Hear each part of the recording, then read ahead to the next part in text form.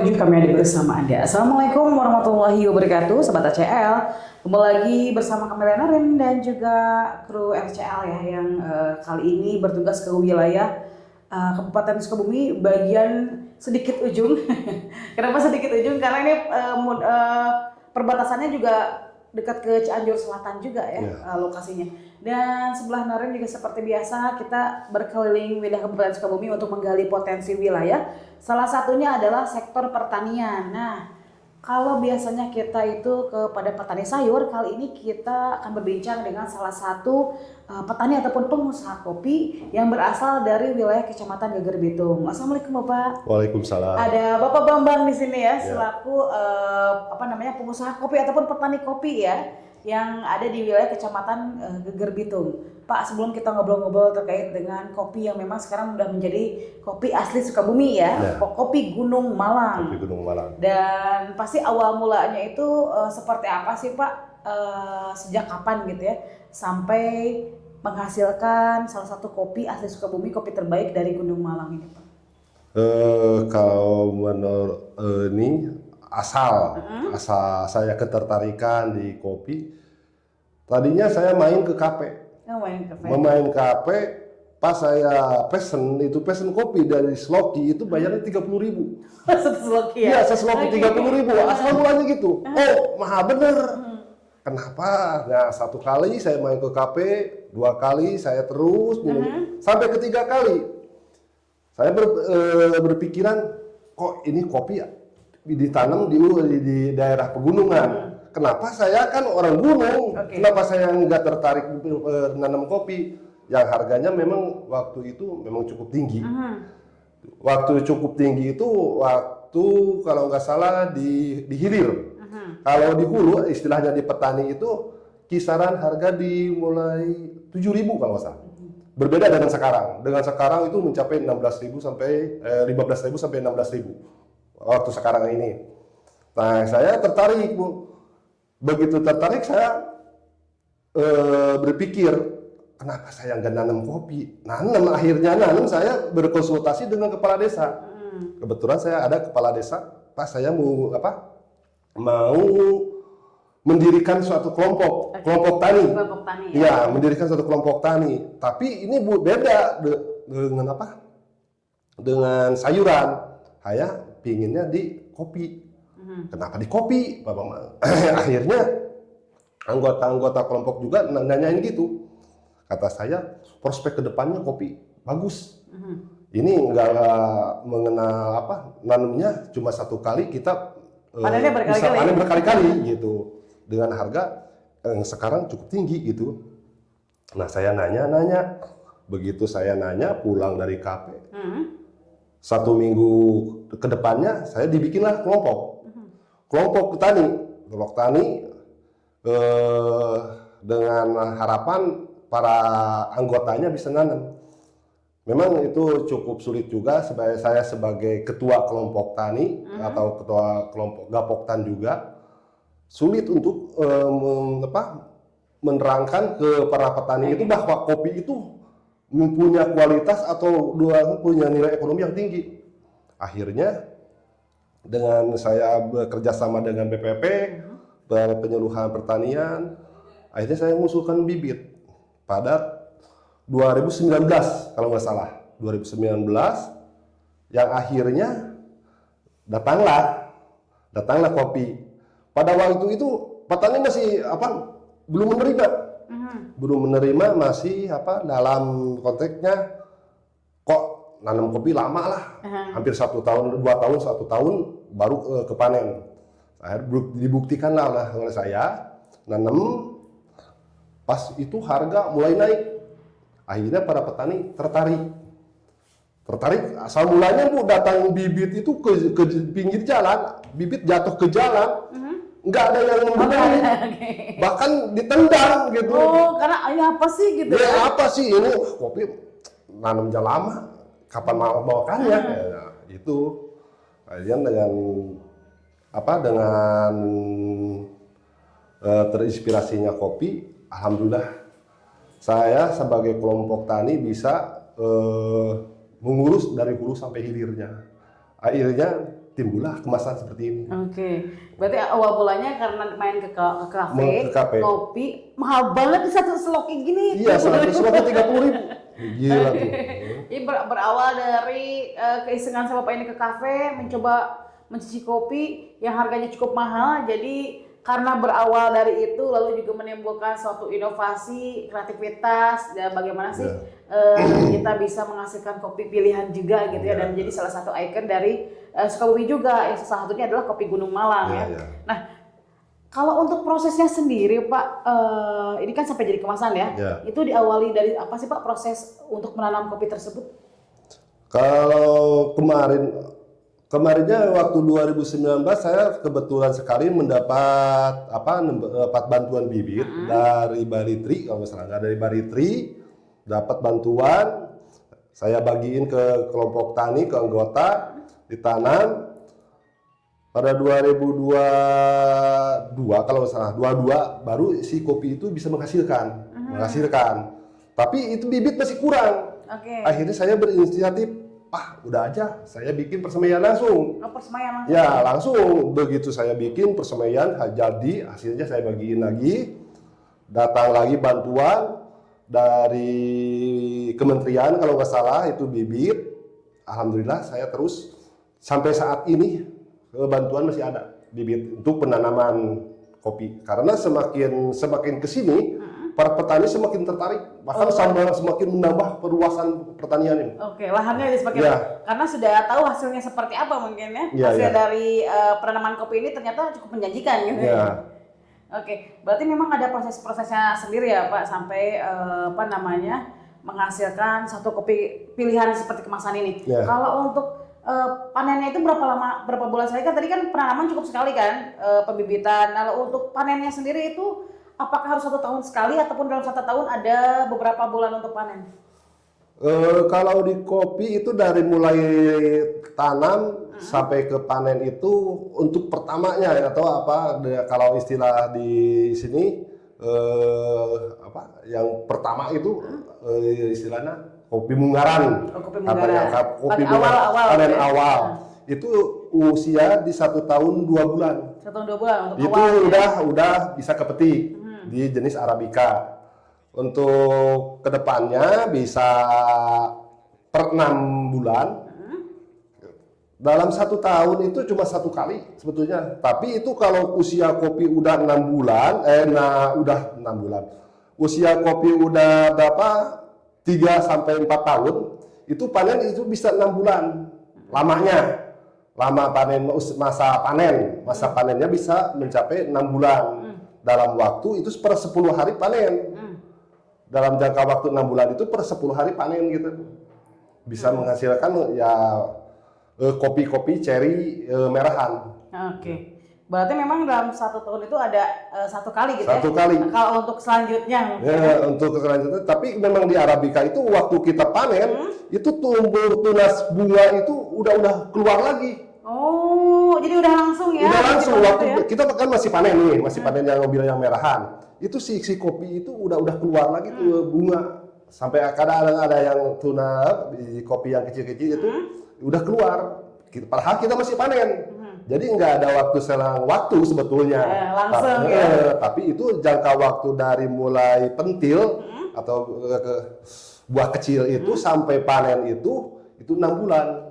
Sampai bisa dipetik Bisa dipetik itu namanya. Bahkan setelah dipetik juga sudah tumbuh tunas-tunas yang lain. Berarti penanamannya sebenarnya ini cukup itu juga ya spesifik ya. Jadi nanam cukup sekali dalam 1 tahun 2 bulan. Jadi berkelanjutan ya Pak ya pastinya. Nah kalau untuk proses roastingnya sendiri ataupun juga Bapak ada proses-proses yang dilakukan di Kopi Gunung Malang itu menggunakan metode apa Pak? Kalau dari proses pengolahan di Kopi Gunung Malang itu, Kopi Gunung Malang kalau nggak salah punya 5 varian olahan. Yang pertama itu di full wash, terus semi wash, terus natural, terus honey, terus wine, ada juga robustanya. Itu semua olahan-olahan di Kopi Gunung Malang. Tuh kebetulan Kopi Gunung Malang sudah mengolah dari cherry sampai bubuk. Sampai bubuk ya? Sampai bubuk. Sampai ini juga udah hasil bubuk ya Pak ya? Ya, udah boleh bubuk. dilihat Pak? Boleh, boleh. Boleh dilihat ya. Ini ada kopi Gunung Balang, ini kopi asli Sukabumi, kelompok taninya Celeguk Batas Berkarya. Oke, Sobat ACL, ini juga kita lihat ya. Ini hasil dari setelah proses pengolahan ya Pak? Roasting. Udah di roasting Udah juga. dibubuk. Oke. Itu wine. Ini wine. Ya, wine. Bedanya apa? Itu wine bedanya ada fermentasinya. Ada fermentasi. Didiemin dulu dong ya, berarti ya?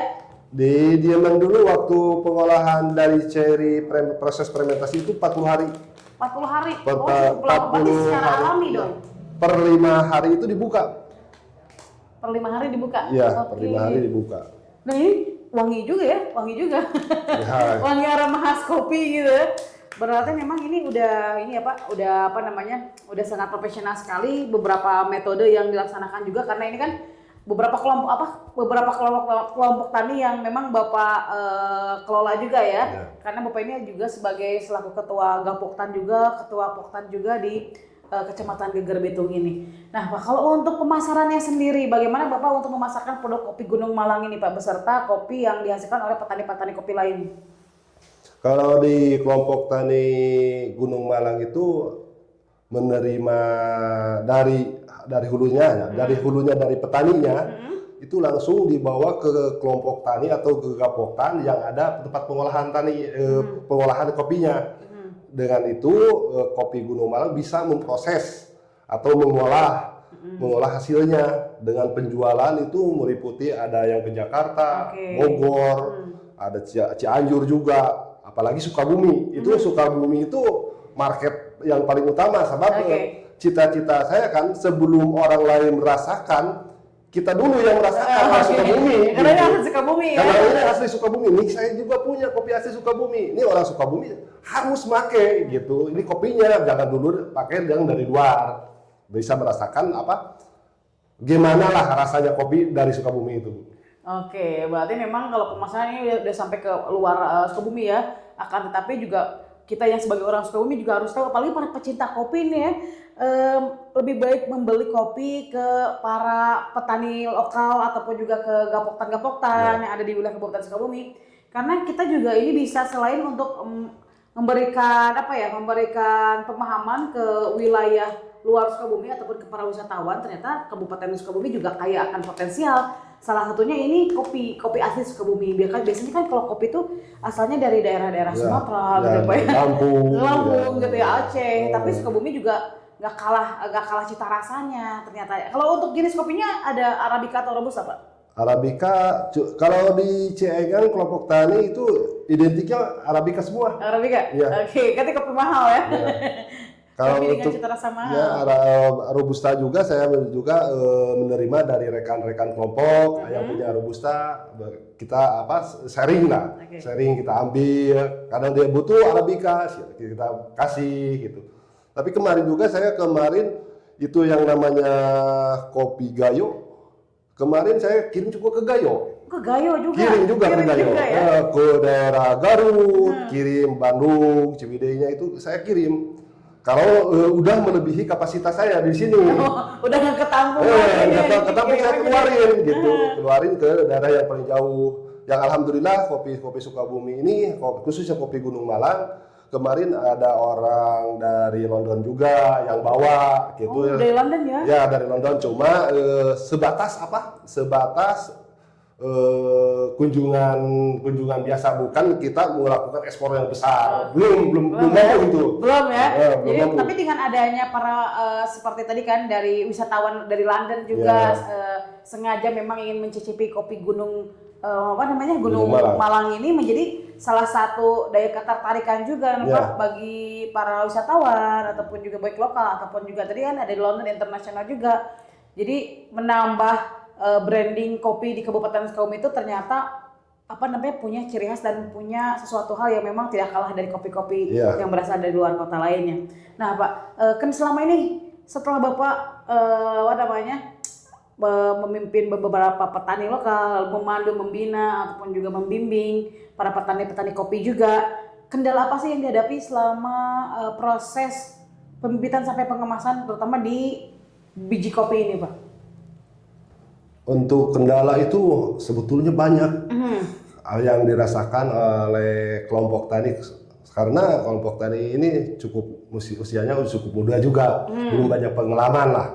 Maka kesulitannya itu banyak, baik di tingkat petani itu dengan ke pupuknya, yang pupuknya agak susah juga ya. Selain susah, memang kalau beli non subsidi itu ya cukup mahal juga, cukup merepotkan gitu. Itu salah satu faktor kesulitannya. Dan yang kedua itu faktor yang sangat sulit itu di penjualan.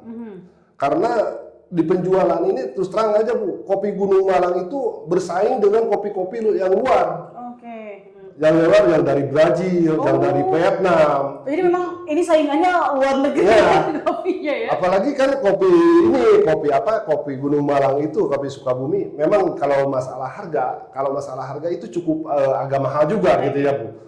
Berbeda dengan yang ada dari Brazil, yang dari Vietnam, berbeda itu. Itu untuk harapan saya ke pemerintah, jangan dululah memasukkan kopi dari luar sebelum kopi dari daerahnya sendiri atau orang pribumi itu bisa mengangkat daerahnya itu.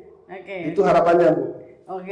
Berarti memang harapannya kalau bisa oleh pemerintah juga sebelum mengeksplor ataupun sebelum juga memasukkan produk-produk dari luar, alangkah lebih baiknya produk-produk dari dalam kabupaten sendiri ini, UMKM terutama ya. Ini bisa lebih ditingkatkan, bisa lebih dieksplor. Siapa tahu kan nanti setiap kegiatan-kegiatan kopinya harus dari kopi ciri khas Kabupaten Sukabumi dong Pak, harusnya ya. Iya. Mudah-mudahan ke depan seperti itu.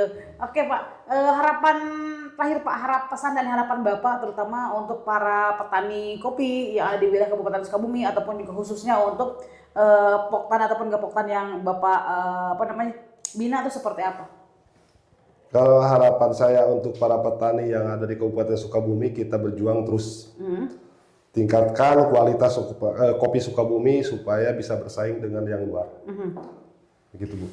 Sekali lagi terima kasih Pak Bambang untuk waktunya. Mudah-mudahan ini kopi Gunung Malang, kopi dari Cingang ya, kopi asli Sukabumi dari kelompok tani Cilguk Batas Berkarya.